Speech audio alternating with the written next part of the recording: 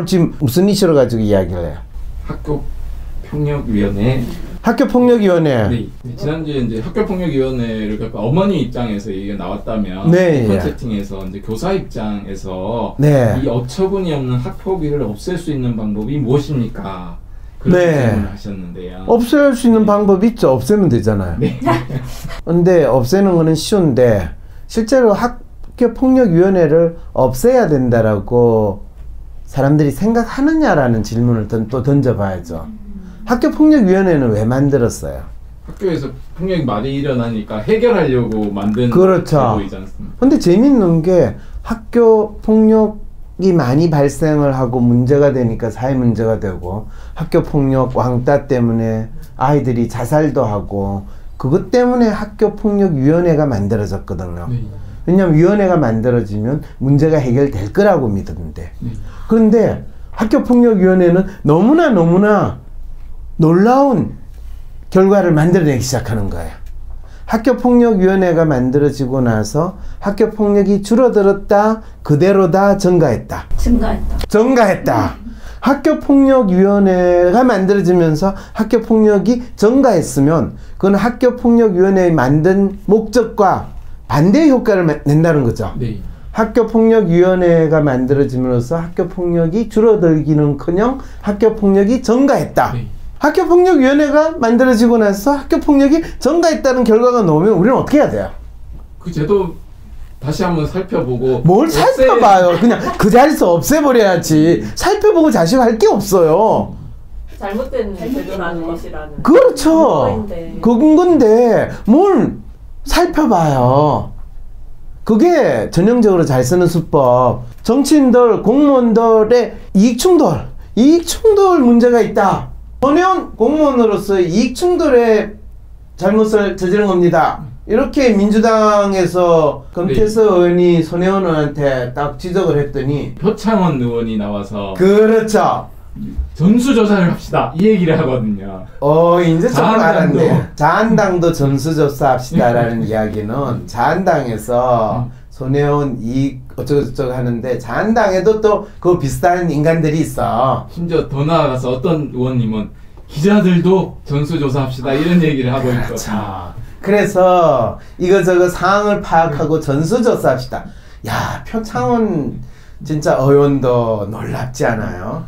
그분들이 다 누가 데려왔죠? 예, 지난 총선에서 민주당에서 새로 발굴한 정치 새 얼굴이에요. 근데 그분들의 놀라운 수는 우리끼리 좀 잘해야 되는데 그러면서 자한당에도 이익충돌이 있어. 그러니까 딱 그거에 대해서 공격을 하는 게 전수조사 합시다. 치졸해 보여요. 치졸해 보여? 사료 선생님 뭐라고 그래요? 학교폭력위원회? 그거 어떻게 하자고요? 재검토를 하지. 어째 그래. 진짜 징글징글한 공무원 피를 그렇게 잘 보여줘요? 예. 그런데 어떤 사연이 왔길래 그래? 한번 읽어봐 주세요. 좀. 네. 안녕하세요 박사님. 저는 초등학교 5년차 교사입니다. 학교에서 일어나는 어처구니 없는 일들 중 하나를 알리고 싶고 이를 해결하기 위해 무엇이 필요한지 궁금하여 사연을 보냅니다. 바로 학교폭력위원회에 관한 이야기입니다. 제가 근무하고 있는 학교에서 2달 전 초등학교 1학년 학생들끼리의 문제로 학교폭력위원회를 열었습니다. 제가 생각하는 문제점은 다음과 같이 3가지를 드리겠습니다. 첫째, 해결 과정에서 당사자 학생들의 의견보다는 보호자 중심으로 운영이 됩니다. 놀랍게도 피해 학생에게 어떤 지원을 해야 하는지 집중적으로 고려하지 않습니다. 오히려 피해 학생의 보호자의 분을 풀기 위해 과정이 진행되는 경우가 많습니다. 둘째, 문제의 원인에 대한 관심은 없고 가해자 처벌에 관심이 집중됩니다. 여기 담긴 전제는 가해자가 합당한 처벌을 받으면 피해자의 상처가 치유된다. 그리고 처벌이 강하면 학교 폭력이 예방된다는 것입니다. 학생들의 독립에는 전혀 관심이 없어 보입니다. 셋째, 피해 학생에게 2차, 3차 피해가 일어납니다. 가해 학생에 대한 처벌을 중심으로 이루어지기 때문에 가해 학생의 보호자는 책임을 덜 지기 위한 다양한 노력을 기울이게 됩니다. 피해 학생은 가장 먼저 진정한 사과를 받고 싶어 하지만 오히려 상대는 사과보다는 책임을 덜 지기 위한 모습을 보이게 되는 것입니다. 학폭위 결과는 교육청에 의무적으로 보고되며 교육청 관계자와 관계가 있는 브로커가 개입해서 소송으로 이어지는 경우도 많습니다. 학생들에게 도움이 안 되고 양쪽 부모님 간의 분쟁이 되거나 법정 소송으로 가는 경우도 허다하며 학교에서 교사들은 교육자의 모습보다 협상가, 민원 해결사의 역할을 하게 됩니다. 누구도 만족할 수 없고 모두가 피해자가 되는 상황에서도 놀라운 사실은 교육적 측면을 고려하여 학폭위를 없앨 생각을 못하고 교사의 업무 과중에 초점이 맞추어져 이를 교육청으로 이관하느냐 학교에서 계속 실행하느냐의 논의가 오고 갈 뿐입니다. 이 어처구니 없는 학폭위를 없앨 수 있는 방법은 무엇이며 이를 대신할 수 있는 실제적 방안은 무엇일까요? 네, 그러니까 이 질문이 학폭위를 없앨 수 있는 방안 간단해요. 그냥 없애면 돼요. 누가 없애느냐? 그럼 고양이 목에 방울을 누가 달 거냐? 지들이 모여 있는 거하고 똑같은 일이죠. 그거는 교육부 장관이 없애면 되는 거예요. 네.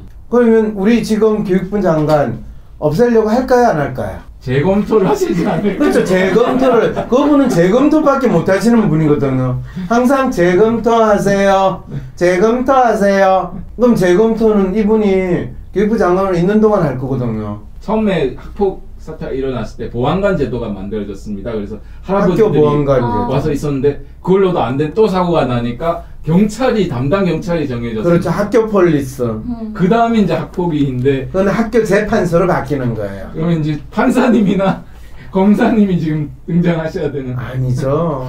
실제로 학교폭력위원회에서 가장 많이 나타나는 사람이 전직 변호사 부모, 네. 그 다음에 경찰 관련했던 부모들 같은 그런 분들이 이제 마치 사이비 재판관 역할을 하면서 내가 이거 잘 아는데 이러면서 이제 가해자, 피해자라고 학생을 만들어내는 거예요. 그래서 실제로 교사들이 이제는 학폭위가 구성이 되는 순간부터 교육이라는 게 뭔가는 없어지고 학폭위원회는 거의 사회의 법원과 같은 역할을 학교 안에서 하는 학교 법원처럼, 그러니까 법원보다는 학교 검찰과 법원 이 두 가지를 같이 역할을 하는 거예요. 보통 분쟁조정위원회 뭐 이런 것처럼.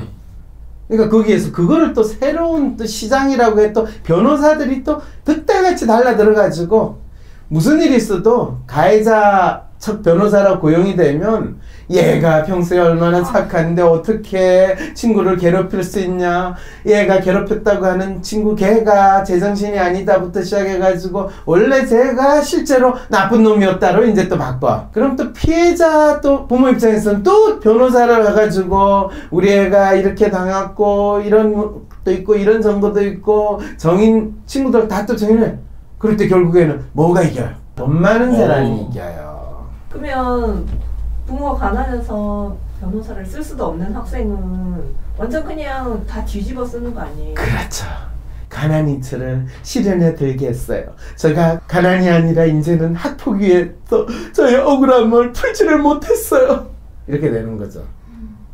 근데 이제 이분이 첫 번째로 보호자 중심으로 운영이 된다고 하는데, 이제 제 친구 중에 초등학교 선생님이 된 친구가 있었는데, 이제 애들이 막 선생님 누가 누구 때렸대요 이렇게 쫓아오면 그 애를 보기보다 우선 그 보호자한테 연락을 하는 거예요. 그렇죠. 그러니까 괜히 내버려뒀다가 이게 자기한테 또 책임이 올까. 그렇죠. 아이들 싸움이 어른 싸움 된다라는 놀라운 속담이 있어요. 그런데 이 학교폭력위원회는 바로 그 제도는 학교에서 일어나는 아이들 싸움을 어른 싸움으로 만드는 급행열차와 같은 역할을 하는 거죠. 본격적으로 싸울 수 있게 링을 만들어. 그렇죠, 그렇죠, 그렇죠. 아주 복합 소송으로 진행이 되는데요. 기본적으로 형사 사건으로 가져가고 그 다음에 이것 자체가 행정 소송이니까 행정 소송으로 가져가고 그 최종적으로 손해배상을 해야 되니까 민사 소송이 가고 완벽한 종합 소송이 되는. 그렇죠. 그래서 변호사들 진짜 새로운 일거리라. 일자리 창출. 이 학교당 몇 천만 원의 사건이 돼버리는. 그래서 어떤 분이 이런 질문을 해요. 그럼 대안은 뭔가요? 학교 폭력이 발생할 때 어떻게 대처해야 하나요? 자, 대안이 뭐냐면요. 학교폭력위원회 어떻게 해야 되는가? 대안 이미 정리됐어요. 네. 어떻게 정리됐죠? 아니, 학폭위 제도를 없애는 게 가장 좋은 방법이고. 그렇죠. 일단 학폭위 제도를 없애고 예수님께서 말씀하셨잖아요. 가이샤의 것은 가이샤에게로, 하나님의 것은 하나님에게로. 그럼 학교에서 일어나는 이 학생들 간의 일은 누가 담당을 해야 되는 거야. 선생님이 우선. 그렇죠. 담임의 학급에서 일어나는 건 담임 선생이, 학교에서 일어나는 건 학교장이, 그 사람들이 해결을 해야지. 기본적으로 학교폭력위원회가 만들어졌다는 거는 담임을 믿지 못하고 교감, 교장을 믿지 못하니 하는 상황이 벌어졌다는 걸 알려주는 신호지. 네. 그걸 해결하려면 담임선생의 학교의 애들이 싸우지 않도록 하고, 싸우더라도 담임선생이 힘센 놈을 좀 한 대 지어봐가지고 이 싸우는 힘을 조금 줄이고, 그러면서 우리들의 일그러진 영웅에 놓는 엄석태 같은 그런 애가 발을 붙이지 못하게 하는 담임선생의 역할이 진정으로 우리 아이들이 제대로 된 사회성을 학습하고 이 권력에 굴하지 않는 인간을 양성하는 거잖아요. 근데 그거를 학교폭력위원회가 만들어지면서 학교에서 교사의 역할이 상실이 되는 무시무시한 일이 벌어졌다는 거예요. 그런데 대안이 뭐예요? 이렇게 이야기하면 곤란하다는 거죠. 그래서 무엇보다도 학교 내에, 근데 재밌는 건 뭔지 알아요? 얼마 전에 세월호 그 희생된 사람 중에서 기간제 교사라고 하는 분들 있잖아요. 네. 그분이 제대로 이 교사로서 인정을 못 받았다고 나오는 거 있죠. 네. 기간제 교사가 교사들 중에서 지금 교사로 일하는 분이 몇 명 정도인지 혹시 모르시죠, 그죠? 네. 근데 재미있는 게 기간제 교사는 임시직 교사잖아요, 그죠? 네. 임시직 교사인데 그 사람들이 담임을 맡는 비율이 어느 정도 될까요? 거의 다 맞지 않나요? 기간제 교사가 담임을 맡는 비율이 거의 49%니까 50% 된대요. 네. 그러면 기간제 교사는 소위 말하는 정규 교사하고 자기가 교사를 하는 데 있어서 어떤 책임감이나 또는 헌신 이런 걸 요구하는 것이 맞아요, 안 맞아요? 그 사람이 한다 하더라도 학생들도 인정을 안 해주고 일단 받는 월급이 차이가 나. 네. 그런 상황인데 이번에도 죽었는데도 그렇게 죽었는데도 그 선생은 5층에 있다가 4층에 있는 애들 이 돌본다고 배가 기울어졌을 때 내려갔었던 분이래. 그런데 그거를 인정을 안 해줘서 지금 연금인지 그런 것도 전혀 못 받게 하고 있대. 이 정부에서. 사람이 먼저라고 하는 정부에서. 그리고 법을 내세워요. 그리고 촛불의 정신으로 당선되고 했다는 민주당에서 그 법을 바꿀 생각도 조금도 안 하고, 심지어는 교육부도 얼마든지 자체적으로 법령을 만들어 그걸 바꿀 수 있는데, 그렇게 되면 기간제 교사들을 그러면 다 정규직 해야 되는데 누가 책임질 거냐 이렇게 나와가지고, 그래서 기간제 교사들은 담임을 맡지 않게 한다면 사실 상관이 없어요. 네. 근데 왜 기간제 교사들이 담임을 맡게 될까요? 힘든 일. 약자들이니까. 그렇죠. 선생님들이 담임을 맡기를. 그렇죠. 하니까.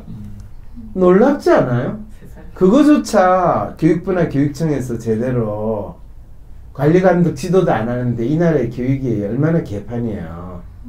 그래서 가장 학교폭력위원회 없애고 정규교사가 담임을 하고, 담임을 시키려고 하면 그 기간제 교사는 자체적으로 얼마든지 학교 자체적으로 정규교사로 임용을 해도 된다.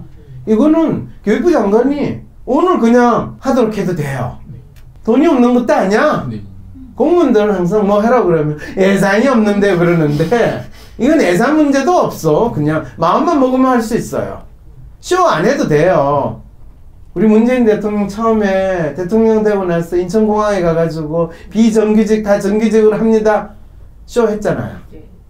지금도 그 중에서 정규직 된 사람은 없어요. 그 비정규직을 위해서 따로 회사를 만들어서, 그래서 거기에, 그리고 또 더 웃기는 거는 그 정규직을 그 사람들 하겠다 그러면 그 안에서 이미 정규직 된 사람들이 우리는 정규직 되고 쟤네들은 쉽게 되고 뭐 이제 이러면서 데모하는 이 잔인한 나라가 이 나라야. 그 기득권을 누리는 거. 그게 선생님들도 그랬었잖아요. 정규직화 하는 그렇죠. 거니까. 우린 힘들게 선생님 했는데 힘들게 시험 봐가지고 그거 된 게 힘들게래요. 아 진짜. 그래서 사실은 저 질문은 아주 간단해요. 학교폭력위원회가 만들 취지는 그 위원회가 있으면 우리나라 사람들 문제가 뭔지도 모르고 해법이 모를 때 가장 먼저 하는 건 위원회 만들면 되거든요. 벌써 이미 박근혜 때도 위원회 공화국 이랬잖아요. 그럼 위원회 만들어 놓으면 해결이 되는 게 하나도 없어요. 뭔가 했다라고 라는 느낌을 받는 거예요. 그리고 공무원들을 위원회 만들었으면 그것만해도 상당히 괜찮거든요.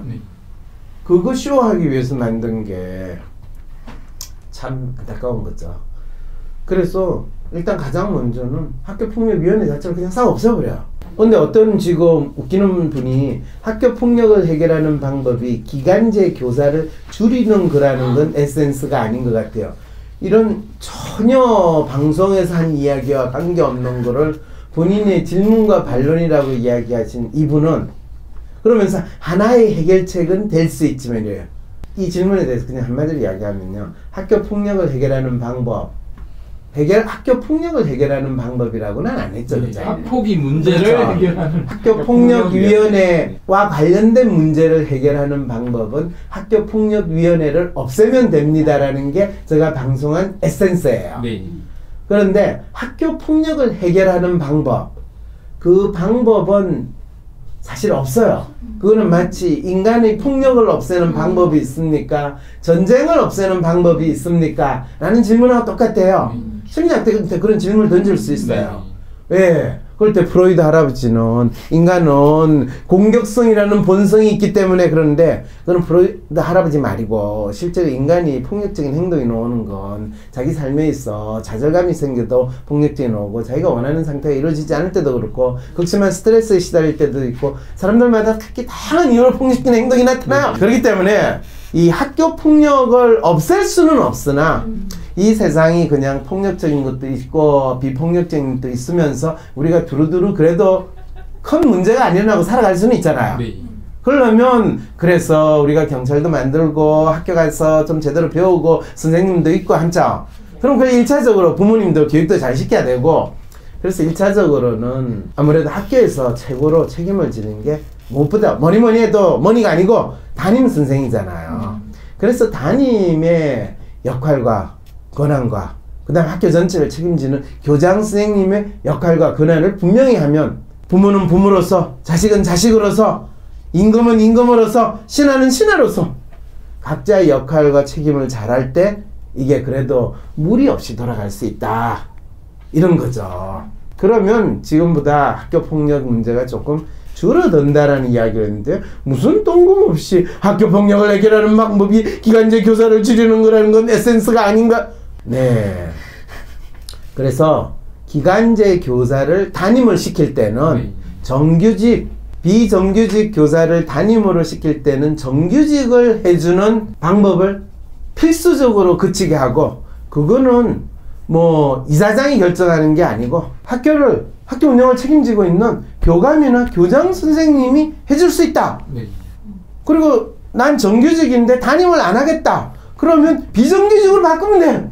좋은 방법인 것 같습니다. 그렇잖아요. 이런 만큼 딱 그렇죠. 자기의 책임과 역할을 맞는 만큼 딱딱 정규직과 비정규직을 해주면 자기가 정규직 된 거를 마치 특권을 얻은 것처럼 그러면서 노비 부리듯이 그렇죠. 다른 교사를 노비 부리듯이 하려는 거 그것이 기득권을 가진 인간들의 아주 나쁜 적폐예요. 적폐. 2019년 황심소가 황상민 TV를 개국합니다. 내 삶의 문제를 정확하게 진단하고 조언해 우리 삶의 멘토 역할을 한 황심소가 이제 쏟아지는 기사 속에 진짜 문제를 밝히는 등불로 여러분과 함께하기 위해 황상민 TV로 찾아뵙겠습니다. 전용 스튜디오를 마련할 수 있도록 많은 후원 부탁드립니다. 후원 계좌는 하나은행 231-910-016-51404 황심소입니다. 내가 누구인지 아는 첫걸음을 떼고 싶으신가요? 다른 사람의 WPI 성격 프로파일을 알고 그 사람을 이해하고 싶으신가요? 어떻게 사람이 10가지 이하의 유형으로 나뉠 수 있을까요? 모든 사람은 나와 다릅니다. 또한 나는 항상 변할 수 있습니다. 혈액형이나 별자리, 사주와 달리 과학적으로 나의 성향을 설명해주는 WPI 성격 검사를 하면 막연함 속에서 벗어나 지피지기와 원하는 것을 얻을 수 있습니다. WPI 성격 검사에 대한 자세한 사항은 황상민의 심리연구소 홈페이지에서 찾아보실 수 있는데요. 인터넷 검색창에 황상민의 심리연구소를 검색해 WPI 검사를 해보세요. 자신의 마음을 알고 자신을 찾는 첫걸음을 뗄 수 있습니다.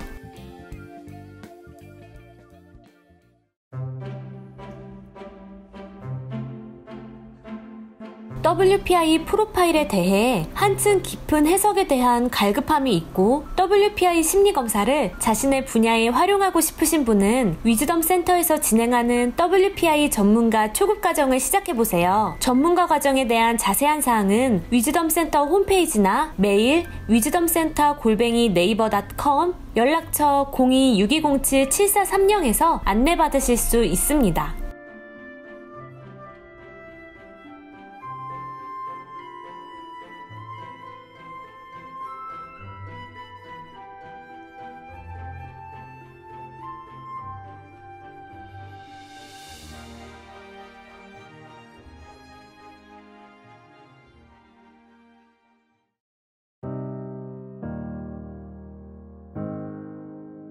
같은 단어를 사용하더라도 자신의 성향에 따라 다른 의미로 생각하고 사용하고 있다는 걸 아시나요? 모든 사람은 각자 다른 성향을 가지고 있어요. 그래서 WPI 성격 프로파일에 따라 상담의 결과는 달라질 수 있는 거죠. 황심소는 나 혼자 고민하는 해결할 수 없을 것 같은 문제를 공개 상담함으로써 나와 비슷한 고민을 하는 사람들의 고민을 동시에 해결해드립니다. 또한 내 안의 고민에서 더 나아가 사회 문제에 대한 질문들, 어떤 주제든지 인간의 심리가 담겨있기에 전부 황심소에서 다뤄드릴 수 있습니다. 메일을 보내실 때 여러분의 현재 고민을 설명한 사연과 자신의 WPI 성격검사 프로파일, 또 상대방의 WPI 성격검사 프로파일과 WLP, WAC, WMC와 같은 현재 고민과 관련된 주제의 검사 결과를 같이 보내주실 경우 더욱 상세한 상담이 가능합니다. 황심소에 사연을 보내주신다는 것은 채택이 될 경우 시청자분들과 공유한다는 것을 기본 전제로 하며 별도 동의를 구하지 않습니다.